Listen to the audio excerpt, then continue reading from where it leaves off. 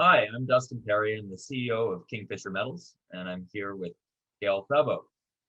Hi, I'm Gayle Febbo, VP Exploration for Kingfisher. Yeah, we're here today to go over our drill program, which has just begun at our Goldrange project, specifically within the Cloud Drifter Trend. This is a highly anticipated program that we're really excited about. It's the most exciting drill program either of us have been a part of. It's a really exciting discovery stage.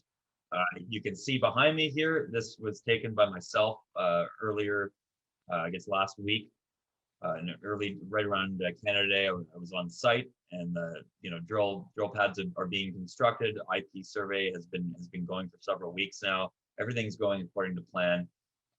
We're just really excited to drill these targets, and our IP survey has really added another layer that's just confirming and checking out our initial drill targets. What are you really excited about, Bill? Well, it's so much hard work over the last year, de-risking this target and just everything's checking out, looking so good. And, we've been looking forward to this for quite a while. So it's pretty nice to share the news and to show what our model is and what we're after here. Yeah, it's incredibly exciting, and we're going to be getting back on site really quickly to see this core. I can't really sit idle. I need to see it. But on the same note, we've set up a really good system in place with the help of the cloud now, where we can, Gail and I will be able to view real-time data essentially every night. We'll get core photos. We've got a beautiful core shack, or not a core shack, but a core photography shack to take photos, and everything's set up really well. Our geologists on site have done an incredible job early on in the program managing the COVID risks. It's probably one of the nicest camps I've been to. But also just keeping everything going smoothly and facilitating this ability for Gail and I to actually have impact on the program while not being on site. So without further ado, I'm going to get into our presentation on the current drill program that has just begun. All right, so yes, the drill program has begun at Goldrange. But before I get into things, I'd like you to look at our disclaimer. We are definitely making forward-looking statements here. This is geology. We are geologists. Everything is based on models right now and data we collected at surface. We are making inferences of what might be happening at depth. We're not going to stretch them too far, and we're drilling as close to surface as we can to begin. But we will be making forward-looking statements, so please take a look at our website. So we've talked about this before, orogenic gold deposits in Western North America. They occur along the Cordillera, which is really the backbone of the mountain range that stretches from Alaska all the way down into California and all the way to South America. But within the North American part of this gold belt, you get a Cretaceous age belt of orogenic systems that stretches from Donlin Gold in the northwest and the Kuskokwim belt all the way down to the Mother Lode district in California. One thing that we've really come to realize is that Goldrange actually has a lot of similarities with the Donlin Gold deposit in Alaska, and we're going to get into that at the end of this presentation. But the big thing to note with that is that Donlin is the largest epizonal gold system within Alaska, the Yukon, and BC. And Goldrange is also an epizonal system.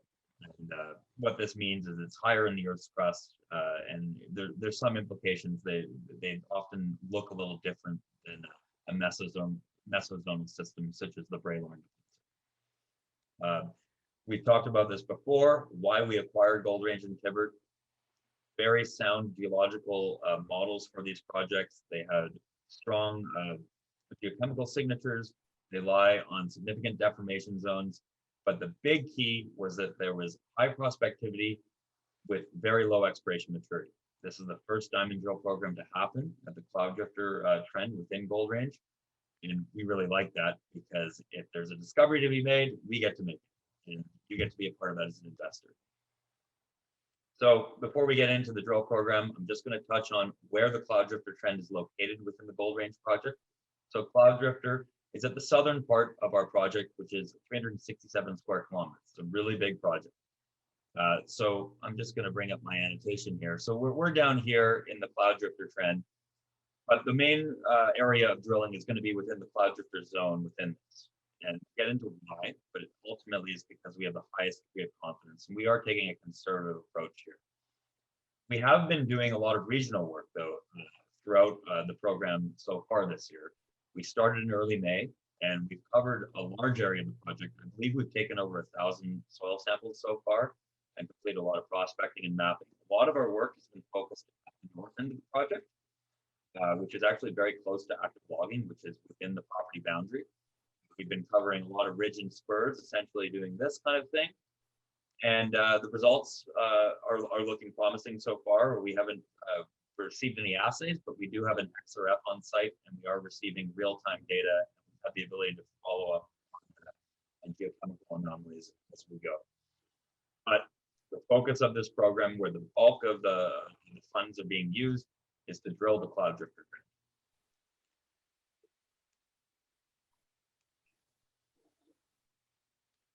So the cloud drifter trend is outlined by a 3-kilometer long golden soil anomaly. That's really an exceptional soil anomaly that you rarely see. But within this anomaly, there are areas of either talus cover or glacial till cover, such as between Langara and Cloud Drifter. This area in here is potentially obscured.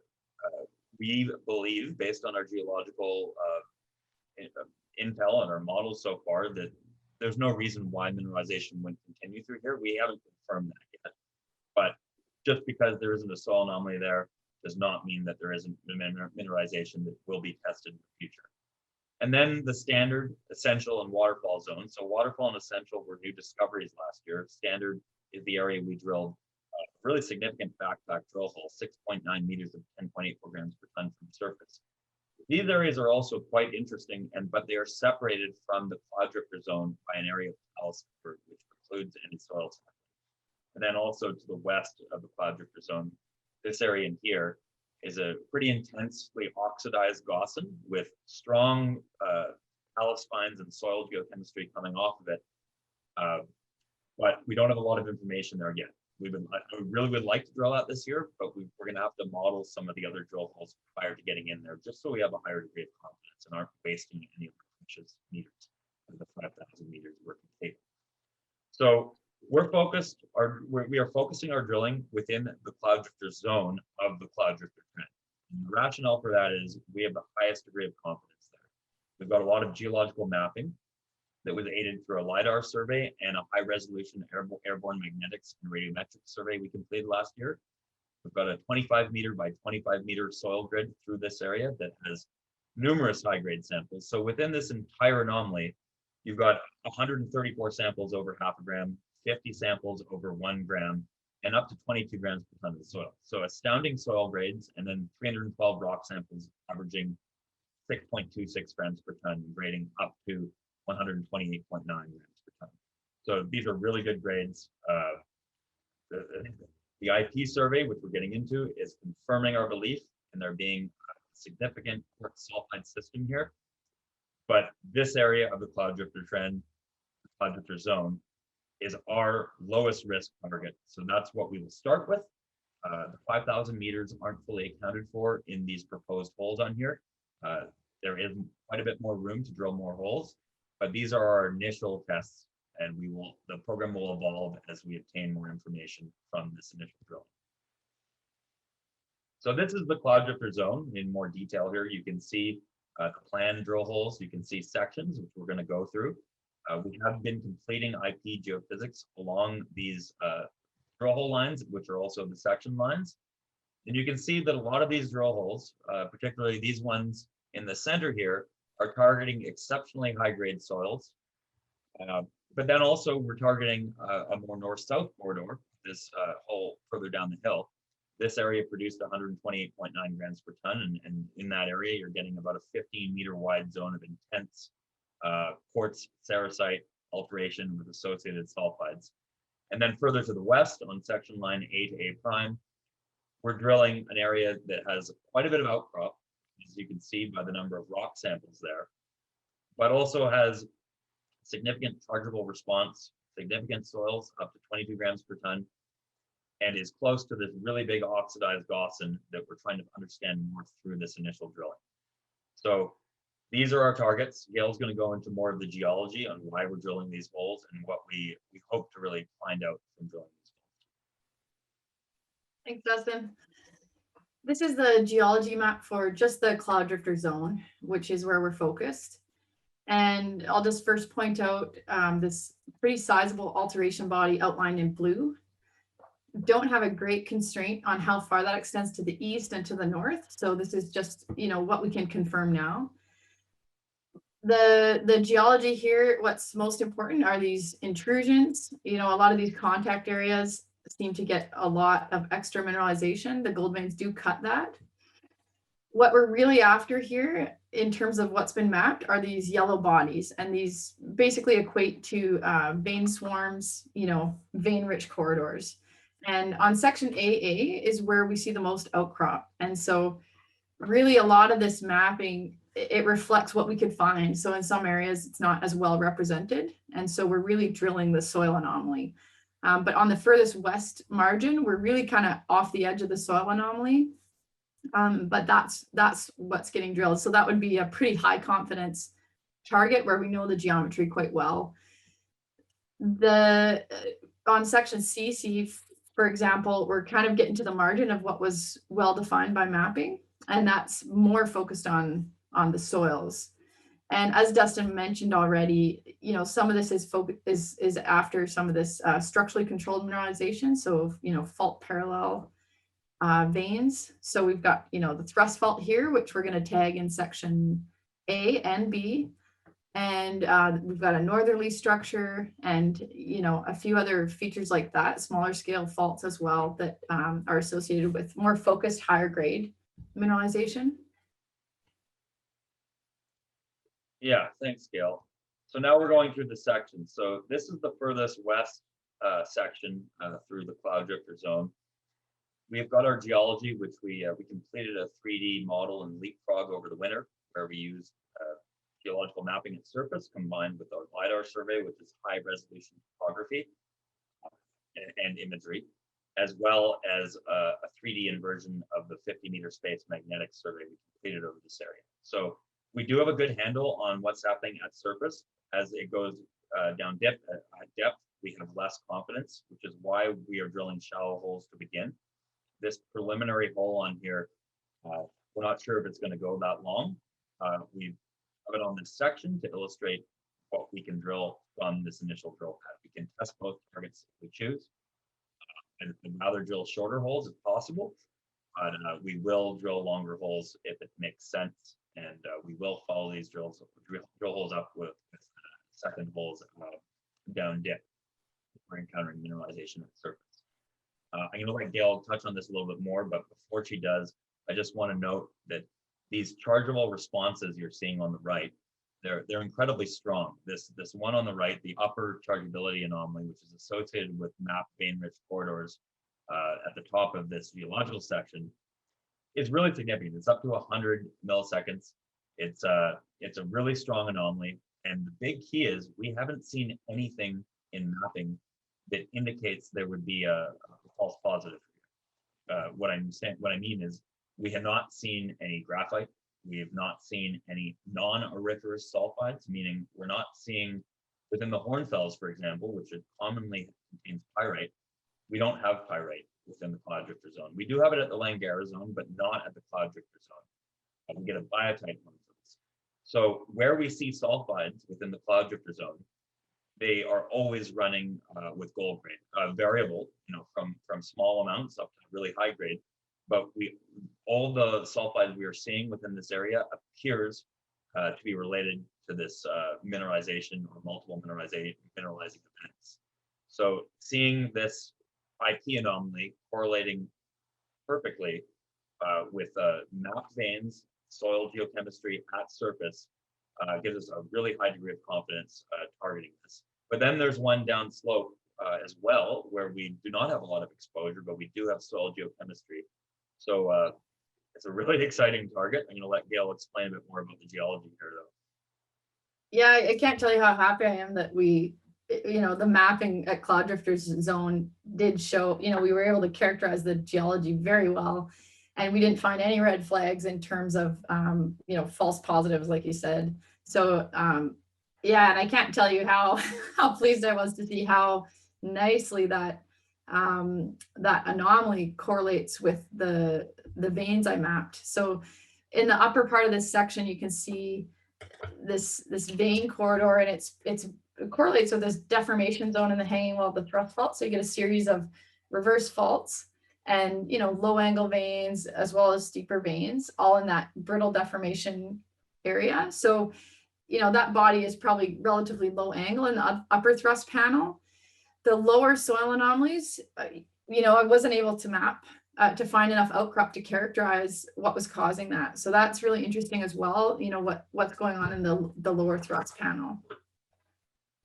Yeah, and on here we've highlighted areas of soil geochemistry above 1 gram per ton, but it is important to note that across this section line, you're generally getting above 250 ppb, so 1/4 of a gram, and most often actually above.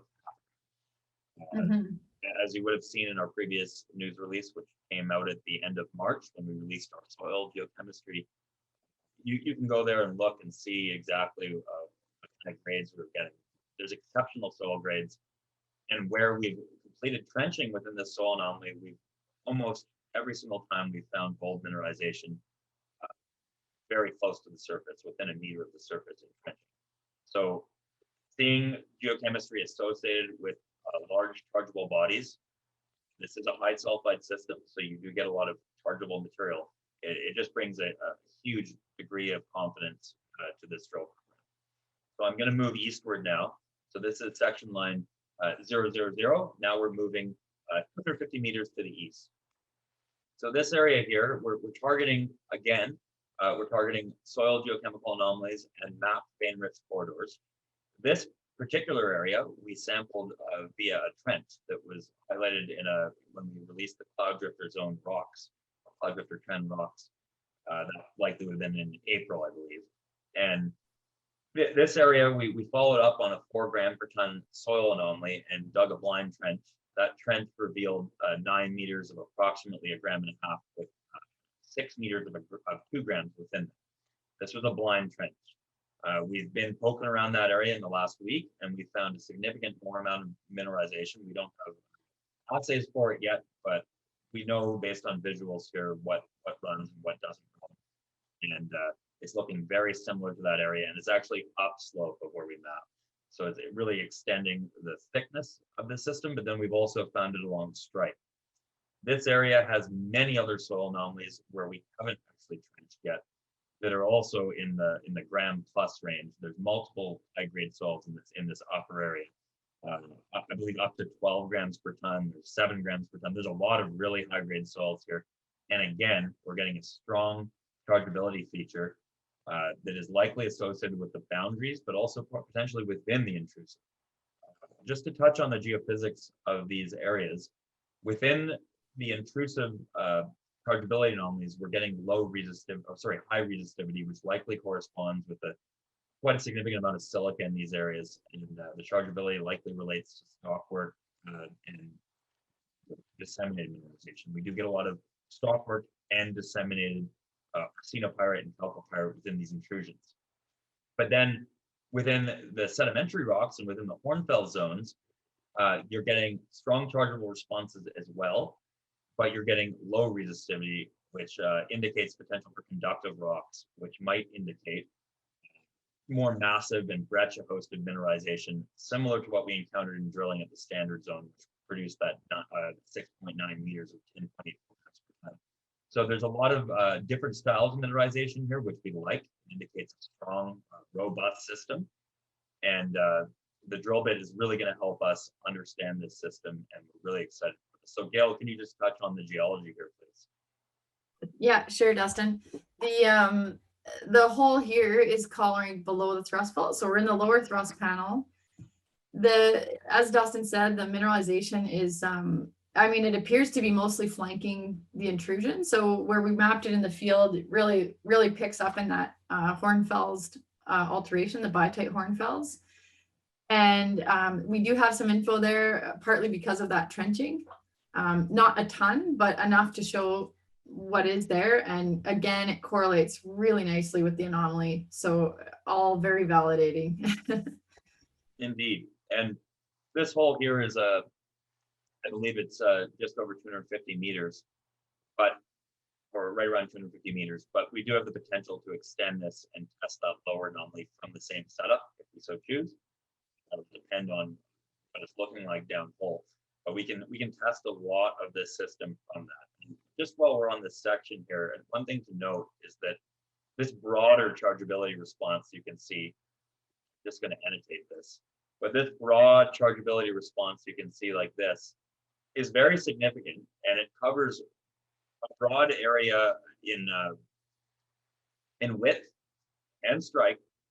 It's consistent across the anomaly where we've surveyed so far, but it's also open at depth, and it covers a significant amount of elevation. So the top here is at 1,700 meters, and the bottom here is at around 1,200 meters. So that's 500 meters vertical extent right there.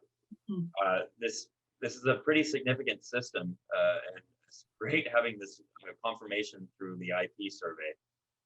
So Yeah, and I'll just add that what you just outlined there is almost exactly what was mapped as the outer limit of the alteration. It's just fantastic how well everything lines up. Yeah, absolutely. When you get multiple layers of data and they consistently confirm your model, Yes. It's really positive. There's nothing that is thrown us off, or there's nothing that is, some of the orientations of this IP look a little different, but it is geophysics. So geophysics can act in funny ways and show different orientations. It's really the development which will determine the actual orientations, and we're doing oriented course. We'll obviously handle the structure, but yeah, it's getting all these layers to check out really de-risks this and gives us a high degree of confidence testing these drill targets. So we're going to go over one last section here. This is another 50 meters east of that last one.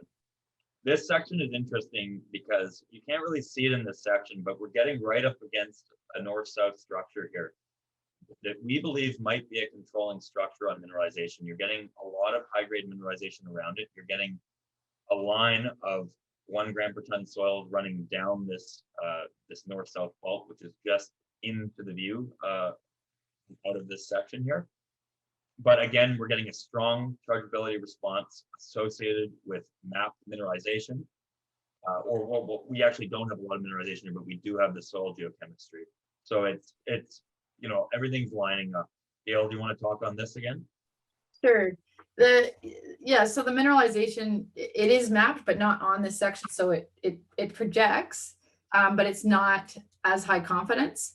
But being able to see, the geology is pretty consistent. It's quite easy to project. It's, the contacts are fairly predictable. So we've got a really good constraint on the lithology, and that drill hole is going through those same units, that biotite hornfels, 2 times. And, the soils really corroborate all of that as well. So it's, it looks good. And the geophys is all just aligned with that same model. Yeah, absolutely. So we didn't want to go through everything here. We have been all hands on deck right now, and building these sections does take a while, and I didn't want to pull our senior geos on site away from their actual drill program related duties too much right now. So this is what we've covered here. Before we end this presentation, we wanted to provide a little bit of context of why we think there are some similarities with the Donlin gold deposit, and why that's actually is really important, and it's really significant. So you can see in this table here, there's the 10 largest global resources of gold. Pebbles, the first, KSM is actually probably higher than that now. When you factor in the Snowfield deposit, which is the shared off portion of Mitchell, and then when you add in Treaty Creek, that system is actually gigantic. Gayle actually did her master's degree mapping the M of KSM, the Mitchell deposit. But the thing to consider here is that all these, or the majority of these substantial, ginormous, these huge gold resources around the world, is that they're porphyry copper gold deposits primarily. These things have huge tonnage. Donlin Gold, though, is an epizonal gold system. And that's the type of deposit we are targeting and what we believe we have at Goldrange. I'm not going to say that we've got a 39 million ounce deposit. We haven't even drilled it yet. This is happening right now. But we are seeing a lot of geological similarities from our superficial data. And we'll see whether that holds up in drilling. But Donlin is really impressive because it has a really high grade. It's the highest grade of these 10 supergiant gold deposits. But it also has tonnage. You need that tonnage to create that big of an ore body. And that's what we're seeing at Goldrange. We're seeing the potential for tonnage, but also high grade corridors, but then also the veins themselves are high grade continuously throughout that, as evidenced by that average grade of over 6 grams per ton from over 300 rock samples. Those were mostly grab samples, so they weren't an average mine grade or resource grade like Donlin here, so you got to keep that in mind. But what we are seeing is the potential for a relatively really high grade, but also the potential for a significant tonnage, just based on the surface footprint and all the different data layers combined, showing a robust, large system. So within the Tintina Gold Belt, which is east of Donlin, and so Brewery Creek would be a good example, Dublin Gulch. A lot of these larger systems, which some people will argue whether they're intrusion-related gold or epizonal gold, the big key thing here is that they're high level, and that's where epizonal gold comes in. And they're large systems, they're some of the larger tonnage, but they also have really good grades. And that's, again, what we're targeting and what we think we're onto at Cloud. So Gayle's going to go through some of the similarities we see between Donlin and Cloud Drifter and exactly why we think we can make a bit of an analog case here. Yeah, thanks, Dustin. Yeah, as you said, when we're looking at targeting this, it's we have to take everything into account. And in the deeper level systems, you tend to see more of these origin parallel, lenticular shaped bodies. And that's not what we see at Cloud Drifter. We do find higher grade corridors, but we also find broader domains with a gram gold, or and so it does look like we have both tonnage and grade targets. And so these are some of the features that we can compare with Donlin to get a better sense. Age is very similar. The vein mineralogy, quartz, arsenopyrite, pyrite, chalcopyrite, very similar. We have more chalcopyrite, probably a higher sulfide content, but pretty comparable. The vein sizes are very similar. So, 1 to 10 centimeter veins, really common. Less commonly, quite large domains, but you get, quite a few per meter, and that adds up, right? The structural history, early fold and thrust deformation, followed by higher angle strike slip faults. The paragenesis is also very similar, where you get, intrusion emplacement that overlaps with deformation, and the hornfels alteration associated with that predates the gold veins. And that's really important timing relationship, because there's a spatial coincidence that can cause a lot of confusion with the deposit model, but that cross-cutting relationship still rings true. And that's exactly what we have at Cloud Drifter. Metamorphic grade, also very low in both cases. And one thing that's quite important here to drill targeting is the aspect ratio. So instead of these, really continuous long vein systems without a lot of alteration into the wall rock, what you're actually seeing are these more bulbous geometries to the resource area in Donlin. And in our case, we can only compare it to our alteration, right? So the geometry of our alteration body is very blocky. So it's not elongated. It's like a 1-to-2 aspect ratio. And that's how we're going to drill it. Yeah, so it's great. It fits really well. And the signature as well associated with gold, arsenic, antimony, silver are kind of the key players here, which is what we have as well. So it's, in my opinion, it's the best fit that we found, and it does really help guide how we drill it. And I really like seeing that, at Donlin, you get a lot of geometries to the structural features there. And that's what we have as well. So it's not just one long continuous thing. It's, you know, thrust faults, steep faults, you know, northwest, northeast, you know, lots of different stuff. And I think that seems to be related to, you know, that shape of the alteration. Yeah, no, exactly. It's a big system, and it's quite a bit different from, say, Braylorn, which is within the same belt of rocks as we are, and you know, we're in a belt of rocks that clearly has a lot of potential for gold mineralization and has good feeders, being on a major crustal scale break. But the setting we're in is different than Braylorn. We're not targeting, you know, meter wide intercepts. We're targeting much more substantial intercepts, albeit they might not be at the same grade, but we are seeing potential for really high grade corridors as well. And yeah, and that's like Donlin, you know, there is a high grade resource there too, but you know, it's the lower grade material that really builds that tonnage. Yeah, and you know, 2.5 grams isn't low. It's still, yeah, it's still a pretty high grade deposit. A relative. Yeah, exactly. I guess a few other points here are just the fact that the exploration model is working. The way we've approached this program has actually worked really well, and it's allowing us to explore the rest of the project really efficiently too. We have this really strong arsenic signature, and our regional work, we've been doing XRF analysis in essentially real time. We've got somebody in camp full-time operating an XRF machine, and we have about a 2-day lag, or maybe even a 1-day lag, between taking samples. It's been a hot summer, so they dry almost instantaneously, and then getting results and having the ability to go follow up these areas. So we've got a lot of data like that. A lot of those actual soils have gone into the lab now, so we're waiting those results for the actual gold grades. But the model we've built here, not just the geological model, but the exploration model, seems to be working really well here. And it's not that complicated, actually, which we like. You know, the mineralization is quite complicated, which we like, because complicated ore bodies indicate multiple pulses of mineralization, multiple mineralizing events, which really do give the potential for large and higher grade systems. But the actual exploration approach is pretty straightforward because of this strong soil geochemical association. And then also the sulfide content allows for this IP, like we just showed, the IP survey really does highlight the zones and gives you that depth component to the survey.